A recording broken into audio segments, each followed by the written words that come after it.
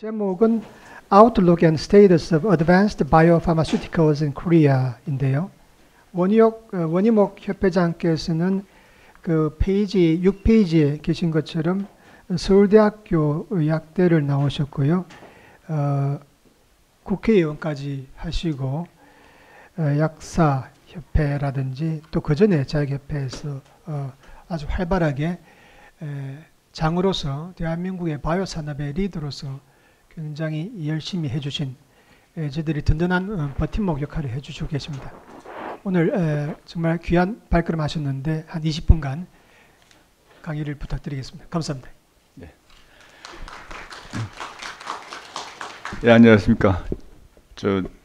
오늘 이렇게 선생님께서 오라 그래서 왔는데요. 오늘 제가 소개하고자 하는 내용은 여러분들 다 아시는 거 한번 크게 정리 한번 해보는 이제 오프닝에 이제 놓으신 것 같아요. 그래서 긴 시간이 아니니까 여기 자료가 지금 갔나요? 자료는 여기 배포가 안 됐죠? 예, 자료는 초록만 배포되어 있습니다. 그러면 여기 이걸로 하나?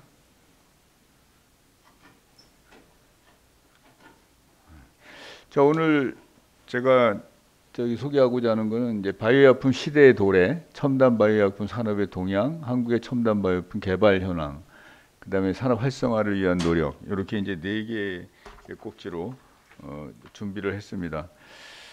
저희 아까 우리 김영수 선생님께서도 말씀하셨지만 미래 동력 산업으로 이제 제약 바이오 산업을 지금 현 정부에서는 지금 잡고 있어요. 그래서 3대 산업 중에 하나로 잡고 하고 있는데 아직도 이제 국민적인 어떤 이슈 하나 아니면 이 자체가 과연 어떤 형태로 앞으로 우리가 가야 될지 하는 로드맵이 각 부처마다 지금 제대로 서 있질 않아요. 그래서 지금은 이제 그런 걸 좀 정리를 할 때고 학계에서도 상당히 그런 점에서 노력을 해야 될 거라고 봅니다. 그 산학연정의 어떤 오픈 이노베이션 이런 그 생태계를 만드는데 굉장히 중요한 시점인 것 같아요. 그런 점에서 하여튼 오늘 제가 쭉 얘기를 해보겠습니다. 바이오 의약품 시대의 도래 해서 했는데요. 바이오 의약품이 실질적으로 여기 보면은 이제 쭉 이제 R&D 투자 비용들이 늘어나는데 실제로 이제 바이오 의약품 쪽이 상당히 이제 많이 포션이 늘어나고 있어요. 그래서 신약 개발의 생산성이 저하된다. 그러니까 이제 연구 투자 증가율 대비해서 신약 승인 건수가 낮아지고 기존 의약품 산업의 획기적인 발전이 어렵다. 그래서 기존의 이제 어떤 케미칼 위주로의 어떤 신약 개발이라는 게 지금 상당히 답보 상태에 있는 이제 그런 걸 볼 수가 있죠. 그래서 투자 대비 합성 의약품 승인 건수는 이제 정체되고 그다음에 기존 의약품으로 이제 획기적인 발전이 어렵다. 이게 사실은 오늘의 키워드일 것 같아요. 누구나 만들 수 있는 약이 아닌 이제 남들이 만들기 어려운 의약품을 만드는 이 이제 시대로 접어들었다고 볼 수가 있죠.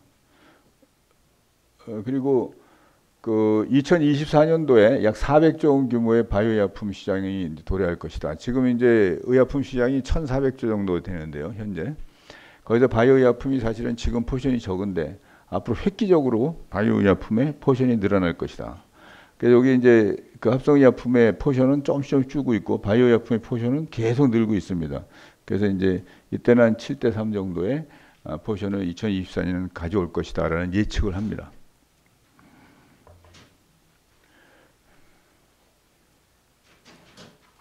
그리고 제약 시장에서 이제 성공 요인을 바이오 의약품이라고 이렇게 아주 극단적으로 써놨는데요. 실제로 지금 2002년도에 보면 어떤 1순위서부터 탑 10 중에서 글로벌 의약 매출의 그 탑 10 중에서 2002년도만 해도 바이오가 한 품목이 없습니다. A4 이거 빈혈 치료제죠. 요거 하나가 그 당시에 2002년도에 나왔었는데 2012년도 이제 들어와서 이제 사실은 바이오 의약품이 이제 장악을 하기 시작했고요. 작년도에도 바이오 의약품이 사실은 매출액 기준으로 거의 다 차지하고 합성 의약품은 딱 두 개가 이렇게 그 매출 10대 매출 안에 들어 있습니다. 그러니까 이게 벌써 상당히 많은 트렌드가 바이오 의약품 쪽으로 신약 개발이 움직이고 있다. 이미 세상은 그렇게 움직이고 있다 하는 걸 보여주는 거죠. 불과 얼마 되지 않는 시간에 한 10년 동안에 이게 변합니다. 앞으로 이제 이런 변화는 계속 지속될 거라고 보고 있고요. 4차 산업혁명의 도래로 의료기술이 이제 의료기술 신약개발 분야가 이제 혁신적으로 이제 변화될 것이라고 보고 있는데요.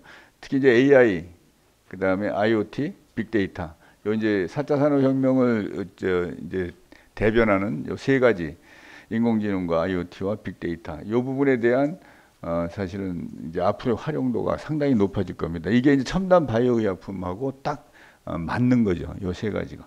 여기 4차 산업혁명, 4차 혁명하고 이제 얘기하는 게 이제 요건데, 근데 우리나라가 지금 상당히 규제 때문에 빅데이터 문제라든가 여러 가지가 지금 사실은 그 걸림돌이 되고 있죠. 인공지능에서도 결국 이제 머신러닝이라든가 이런 거 할 때 빅데이터의 활용도가 높아져야 되는데, 이런 것들이 상당히 지금 규제가 많이 있어서 사실은 굉장히 더딘 속도로 지금 진행되고 있다고 보면 되겠습니다. 그리고 이제 두 번째로 첨단 바이오약품 산업 현장. 저거를 산업의 현황을 갖다가 지금 좀 살펴보겠습니다. 첨단 바이오의약품은 보면 이제 네 파트로 이제 세포 치료제, 유전자 치료제, 첨단 바이오 융복합제제, 그 조직공학제제, 이렇게 이제 네 파트로 이제 첨단 바이오의약품을 분류를 하는데요. 그래서 이제 그 보면은 우리 이제 첨단 재생 의료 첨단 바이오약품 안전 지원에 관한 법률안이 지금 이렇게 우리가 정리가 되어 있습니다. 근데 지금 이제 좀 주춤하고 있는데요.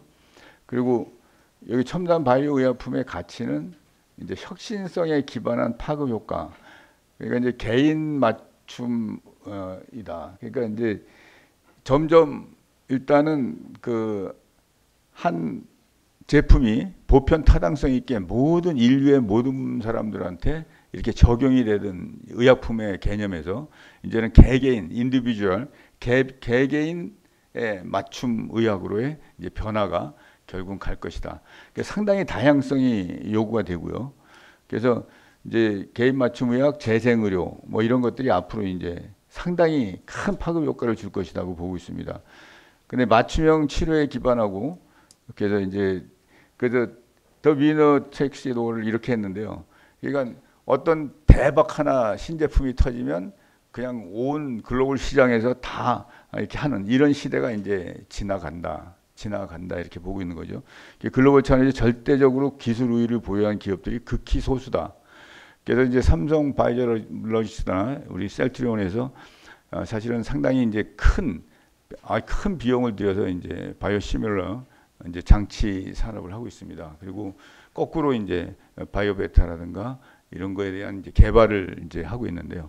실질적으로 그렇게 큰 기업이 하는 그 CMO 스타일의 이런 것도 물론 굉장히 중요한 우리 산업의 포션이겠지만 실질적으로 이 작은 기술들의 적용이라든가 융복합이 이 첨단 바이오 의약품에서는 상당히 중요한 가치다 이렇게 보면 되겠습니다.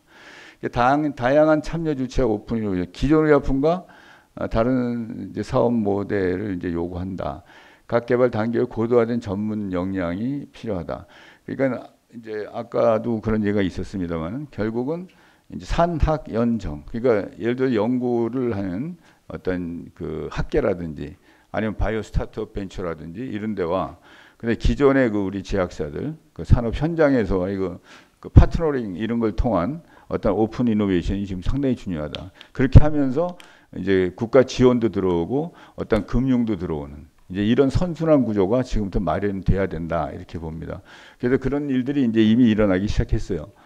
이번에 이제 유한양행에서 그거 3건의 그 바이오 의약품 대박을 기술 수출 대박을 터뜨린 게 결국 바이오 벤처와 유한양행의 파트너링을 통해서 그렇게 길지 않은 시간에 서로 협력 모델이 나왔습니다. 그래서 앞으로는 점점 더 그게 고도화될 거라고 보고요. 근데 이제 사실은 글로벌 육성 정책 보면 우리나라 같은 경우가 사실은 상당히 지원책이 약해요. 하느라고 해도 상당히 약합니다. 지금 미국이나 EU나 일본이나 이제 중국 이렇게 이제 큰 이제 4대 바이오편 강국을 볼 것 같으면 사실은 여기서 굉장히 저 지원 규모도 크고요. 그리고 그 지원 그 인허가 문제라든가 이런 거에 대해서는 굉장히 그 신속한 패스트트랙을 적용하고 있습니다. 그리고 유럽도 제가 이제 시간이 없으니까 요거 그냥 이렇게 소개만 하고 넘어가겠습니다. 유럽 같은 경우는 우선순위 의약품제도 이래가지고 유망의약품 개발 및 심사절차 신속화 이런 것들을 법률로 제정을 해서 밀어주고 있습니다. 그리고 이제 저 일본 같은 경우도 사실은 그 상당히 그러니까 유효성이 가능성이 보이는 줄기세포 치료제는 일상 시험 종류의 최대 7년간 시판 임상 허용하고 있습니다. 그 중국 같은 경우도 줄기세포라든가 신기술에 대한 하여튼 중국은 의료기술뿐만 아니라 모든 것에 대한 신기술에 대해서는 아주 뭐 천문학적인 그런 지원을 하고 있습니다. 그래서 이런 우리가 좀 선진 제국들에 비해서 우리가 반도체라든가 다른 것들은 그래도 우리가 우선적으로 우리가 이제 뭐 같이 진짜 맨 땅에 헤딩하면서도 갔는데 지금 이 분야는 우리가 역사가 꽤 의약품 분야는 있으면서도 그리고 굉장히 우수한 인력을 보유하고 있으면서도 사실은 이게 이제 좀 더디가고 있는 거는 이제 국가적인 차원에서의 어떤 지원책이 사실은 약합니다.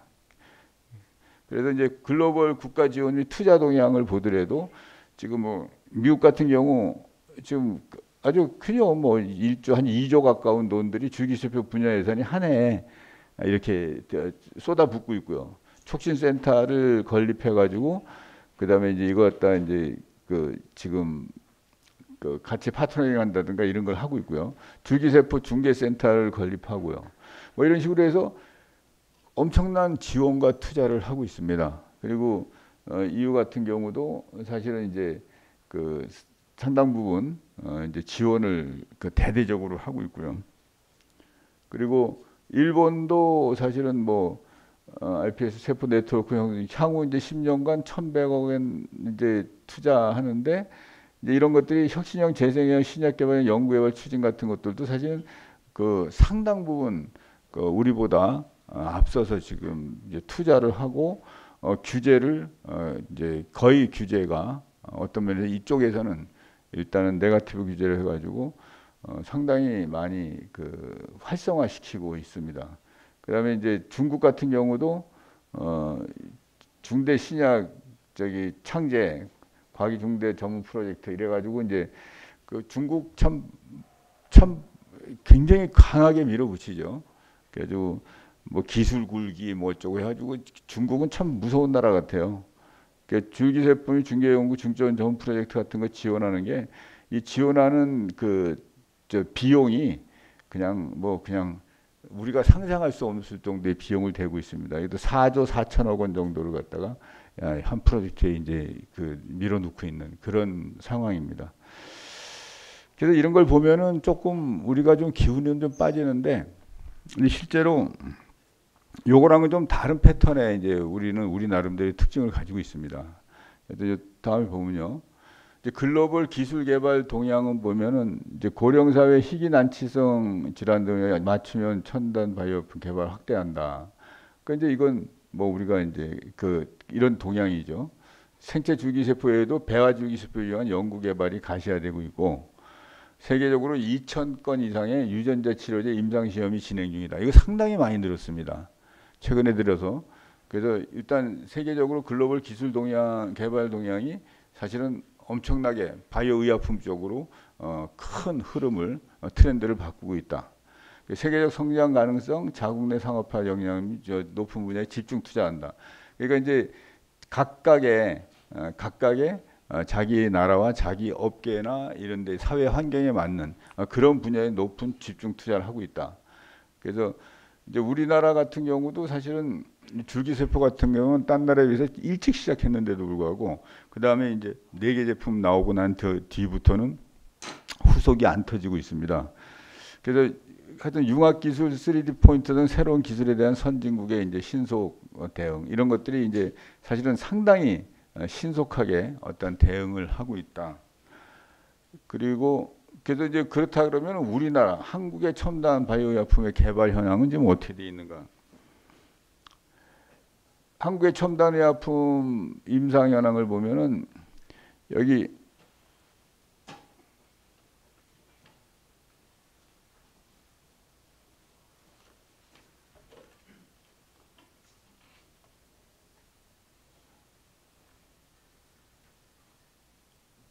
그러면은 여기를 쭉 보면은요, 실질적으로 줄기세포 치료제는 현재 그 43개 물질이 이제 각 단계별로 이렇게 있습니다. 이게 전임상 쪽이 제일 많고요. 그 다음에 이제 NDA 완료한 것도 이제 한 품목이 있습니다.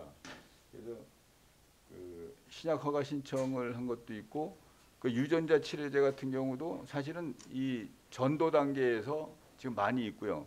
그다음에 임상 1상, 2상, 3상으로 갈수록 아직은 우리가 이제 주도적인 어떤 그 연구 단계가 아직은 아닙니다. 그 기초 단계에서 사실은 라이센싱 아웃하는 게 지금 많고요. 그래서 앞으로는 이 후단으로 계속해서 이제 중심 이동을 하기 위해서는 상당한 지원책이 필요할 거라고 봅니다. 그리고 이제 한국의 첨단 의약품 연구개발 투자를 정부 주도로 육성을 하고 있습니다. 1,553억 원 중에서 정부 투자 비율은 70%. 그러니까 일반 케미칼 쪽에 신약에 투자하는 것에 비해서는 바이오 의약품 투자가 상당히 바이오자만 붙으면 막 투자가 들어가는 그 정부에서 지원해주는 이제 그런. 근데 그것도 이제 그러다 보니까 그 하이 리스크 하이 리턴이긴 한데 조금 좀 어떻게 보면 연구를 위한 연구 아니면 그냥 뭐 이런 것들이 지금 많이 이제 또 그 부작용으로 나타나고 있습니다. 그래서 이런 것들이 이제 어떻게 보면 앞으로 이제 좀 조정이 돼야 되고 선택과 집중을 하고 그다음에 산학 이게 이제 콜라보레이션하는 이런 것들 그게 아웃풋이 나오게 하는 게 상당히 중요할 것 같습니다. 이제는 어떤 연구를 했을 때 어떻게든지 연결을 해서 라이센싱 아웃하든 아니면 콜라보레이션 하든 해가지고 이렇게 같이 아웃풋이 나올 수 있도록 하는 게 필요하다라고 봅니다. 그래서 정부 투자가 이렇게 있고 그다음 유전자 치료제도 정부 투자가 70%가 넘고요. 줄기세포 치료제도 70%가 넘습니다. 근데 사실은 70% 넘다고는 하지만 사실은 총액으로 본다면 사실 아까 저 중국이나 일본이나 유럽이나 미국에 비해서는 사실은 상당히 적습니다. 그래서 어쨌든 정부에서 그래도 이렇게 노력을 하고 있다. 그리고 한국 첨단 바이오약품 판매 허가 품목 보면 줄기세포가 자가줄기세포, 동종 이렇게 3, 1, 뭐 체세포 이렇게 있는데 글로벌 상용화된 줄기세포 7종 중에서 4종이 국산 품목입니다. 그래서 2011년에 파미셀을 이제 그 해놓은 이제 그 메디포스트에서하고 안트로젠하고 코아스템에서 해가지고 사실은 이 품목들이 2014년까지 나오고 그 다음부터는 이제 사실은 지금 스톱돼 있습니다. 그래서 이제 그 다음에 이제 팔로우해서 다음에 이제 계속해서 이제 치고 나가는 이런 동력이 필요할 거라고 보고요. 그러니까 하여튼 우리가 줄기세포는 세계적으로 굉장히 빨리 우리 나름대로 연구 시작했는데 각종 규제라든가 여러 문제들이 아직도 우리들의 발목을 잡고 있는 게 현실입니다. 그리고 그 글로벌 시장에서 한국 첨단 바이오 의약품의 위치가 보면 2014년부터 10년까지 총 7개사가 16건의 기술 수출을 성사시켰다. 그래서 우리나라의 그 기초 기술에 대해서는 세계적인 이제 글로벌 빅파마들이 사실은 인정을 해줍니다. 그래서 우리가 가지는 이제 기초 기술에 대한 인프라도 인정을 하고, 그다음에 우수 인력에 대해서 인정을 하고, 그리고 파이프라인의 기초 단계에 있는 파이프라인 신약이든 바이오薬品이든 한국의 기업들 아니면 바이오 벤처들을 갖다 계속 서베이하고 있습니다. 지금도. 그래서 그만큼 우리는 포텐셜 에너지는 상당히 큰데 이렇게 치고 나가는 거는 아직은 제대로 일어나고 있지 않다 이렇게 보면 되겠습니다. 그래서 이제 여기 녹시잘 앱살에서 이제 그 뭐 하고 제넥신, 신라젠, 메디포스트 그래서 이제 이렇게 지금 하고 있는데요. 하여튼 앞으로 사실은 상당한 그 에너지가 우리한테 이제 그 잠복해 있다라고 보고요. 지금 사실은 아까 김 교수님이 약간 비관적인 얘기 하시는데 제가 볼 때는요. 이게 이제 와르르 한번 터지기 시작하면 상당히 빠른 속도로 우리도 터질 가능성이 크다고 봅니다. 그리고 금융이나 이런 것들도 상당히 빠른 속도로 이쪽으로 모일 거예요. 그래서 이제 아직은 아까 말씀드렸지만 우리나라 각 부처라든가 이런 데서 정확하게 전체적인 거를 그 로드맵을 짠다든가 이런 데에서는 좀 이렇게 부서마다 좀 갈팡질팡하고 합니다. 복지부에서 주도를 해야 되는데 산자부, 가기정통부, 기재부 이렇게 막 서로 코업이 잘 안 돼가지고 하는데 이제는 그게 코업을 하라라고 BH에서 오다가 내려가서 이제 코업을 하기 시작했습니다. 그래서 여기 보면은 이제 이렇게 우리나라 그 꾸준한 이제 이런 뭐 국가적인 이제 지원이 필요하다 했는데 이게 한국 같은 경우는 여기 2001년도 이쪽에서 그래도 쭉 있다가 그 다음에는 점점 더 다른 나라들은 일취월장하는데 우리나라 같은 경우는 사실은 크게 이렇게 약진하지 못하고 있다. 이걸 보여주고 있습니다. 그 첨단 활성화를 위한 노력 말씀드리면요. 이게 이제 국가적으로 정부 100대 국정과제에 들어갔죠. 이게 제약사회 2018년도에 이제 바이오 헬스가 이제 3대 산업적 8대 선도 사업으로 들어갔고 2019년에 이번에 비메모리 반도체하고 미래형 자동차, 수소 자동차하고 바이오 이쪽이 사실은 했는데 바이오가 한 18개 산업이 있죠. 바이오 쪽에 바이오 산업이. 근데 그 중에서 사실은 여기서 바이오라 하면 대부분 바이오 의약품입니다. 그래서 이쪽으로 이제 지금 바이오, 그러니까 제약 바이오 쪽을 이제 중점적으로 하고 있는데요. 아마 이제 정부에서 이렇게 정해놨기 때문에 이제는 확실한 지원책이 마련이 될 거라고 저는 믿습니다.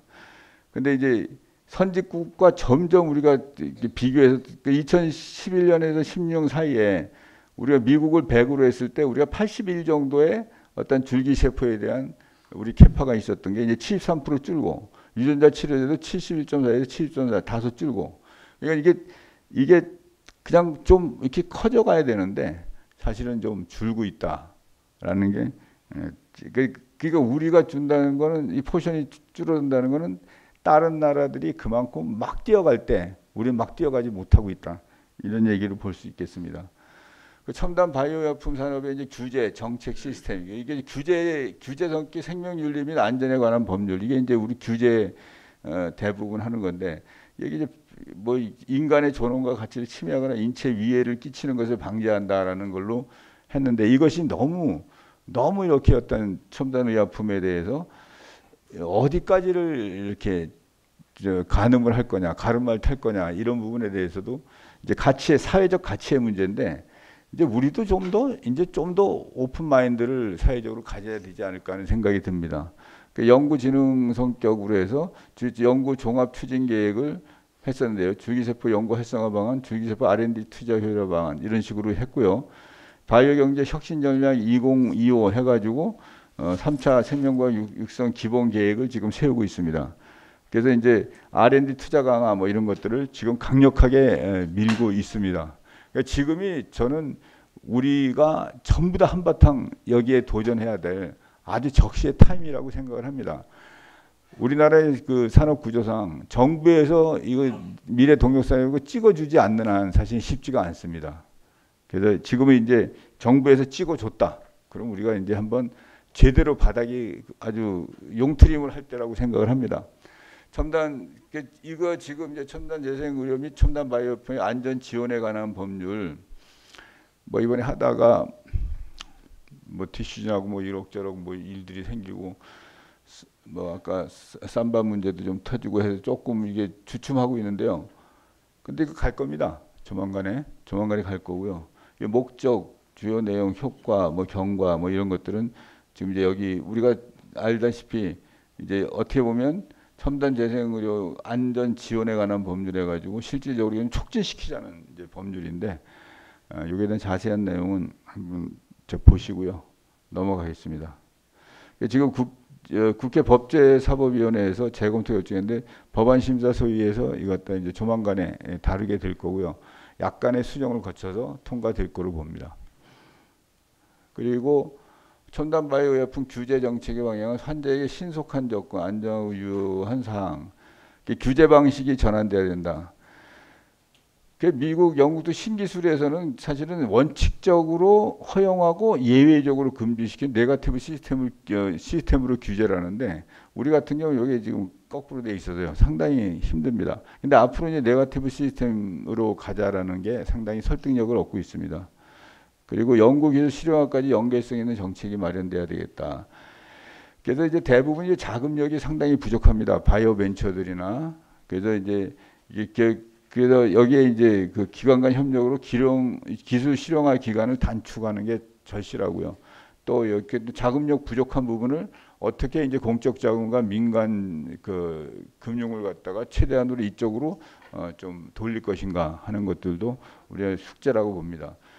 국가 간 산업 간의 협업을 위한 생태계 조성. 그러니까 아까 말씀드린 AI, IoT 뭐 이런 것들 그러니까 협력 분야가 아주 다양하고요.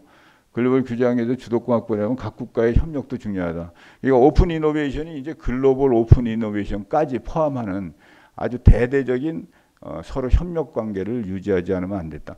예전에는 제약회사에도 자기네 연구소에서 글로벌 비파마들도 그랬죠. 자기네 라이브러리에서 신약을 이렇게 같이 매칭을 해서 내고 했는데 지금은 이제 그런 게 없죠. 지금은 이제 세계를 쫓아다니면서 파이프라인을 갖다가 해서 라이센싱 인 아웃 통해서 서로 협력 코업을 하고 있습니다. 그래서 오픈 이노베이션이 지금 이거는 뭐 우리만의 얘기 아니라 나만이 할 수 있다 이게 아니라 우리가 할 수 있다. 근데 이게 가장 중요한 앞으로 이런 문제에서 가치라고 생각합니다. 그래서 제가 시간이 넘었나요? 그래서 제가 35분까지인데 2분 넘었네요. 하여튼 제가 그냥 시간이 없다 보니까 넘었는데 대충은 아마 지금 현재 우리나라의 그 첨단 바이오 의약품의 그 현황, 그다음에 글로벌 동향이라든가 우리나라에서의 동향이라든가 이런 거는 좀 그냥 대충 이해는 되셨으리라고 봅니다. 앞으로 남은 시간에 다른 연자분들이 이제 디테일에 대해서 좀 하시면은 오늘 아주 좋은 시간이 될 걸로 믿습니다. 다시 한번 여러분들 감사드리고요. 혹시 뭐 질문은 없죠? 질문은 이건 뭐 질문할 사항은 아닌 것 같고 그리고 저도 이제 제약바이오 협회장을 맡으면서 우리 이제 제약사들이 어떤 바이오 의약품 쪽으로 이 그 업계 펀더멘탈이 움직여야 됩니다. 사실은 어떤 특정한 자본이나 특정한 기업이 가는 게 아니라 이건 한테 군이 가야 됩니다. 그래서 이거 아까도 얘기했지만 굉장히 디테일해서 다양한 게 첨단 바이오 의약품이기 때문에 이거는 제약업을 하는 제약군, 그 다음에 이걸 연구하는 또 학계 이런 팀들이 전체 펀더멘탈이 이렇게 움직여주지 않으면은 이건 성공할 수가 없습니다. 그러니까 몇 개 회사가 빵 치고 가는 분야가 아니죠. 그래서 여러분들께서 오늘 이 자리 만들어 주신 거 굉장히 감사하게 생각하고요. 앞으로도 업계랑 이렇게 같이 연결해서 오픈 이노베이션이라는 장을 피기 위한 노력을 하겠습니다. 여러분 감사합니다.